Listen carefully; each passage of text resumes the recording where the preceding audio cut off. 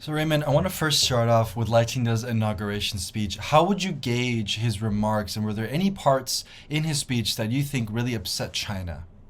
Yeah, I mean, I think he did a pretty good job. I think it's important to recall that I guess 8 years ago now, when Taiwan was giving her first speech, there was concern not just in Taiwan but also in China, the United States, everywhere that man, is she going to go off the rails and declare independence? And someone like we now look back on it, we're like, you got to be kidding me! This can't possibly be what you were actually thinking. Um, and her speech then was not all that dissimilar, at least when it comes to cross-strait policy, as lies. And I think where there was a bit of a difference was when Tsai was saying that held open the door for the 92 consensus. Um, and it's been 8 years. As far as I understand, the 92 consensus is completely a dead letter in Taiwan. One country, two systems. The Hong Kong example essentially killed it. So, as of Tuesday morning, 9 a.m., the military here is reporting 8 Chinese warships operating around the area.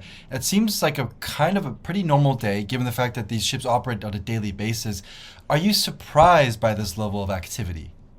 Yeah, I was a little surprised by all that. Right, like the PLA has been much more muted than I expected. Maybe to some extent the CCP is just distracted with their own domestic issues, but I would kind of think that that's not the case. I mean, there's the TAO put out that statement, Wang Yi put out that statement, and it's just like everything seemed fine, right? In a weird way, it was fine on the Taiwanese side. It was fine on the Chinese side. I'm like, that's weird. I did not expect that.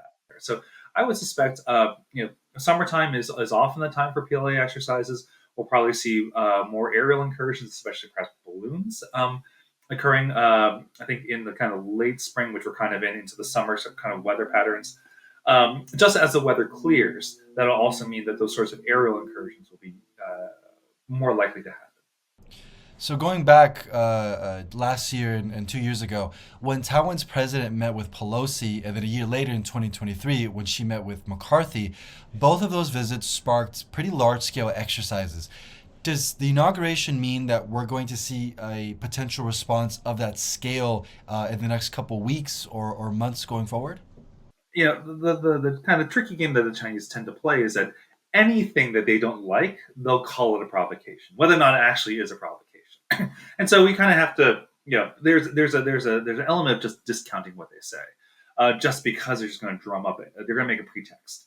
I don't think they're really going to go as far as say a McCarthy or Pelosi kind of scale. They want to save that sort of signal for when it actually matters. I mean, there's a danger here for the Chinese of crying wolf, right? Like, or whatever the appropriate phrase is.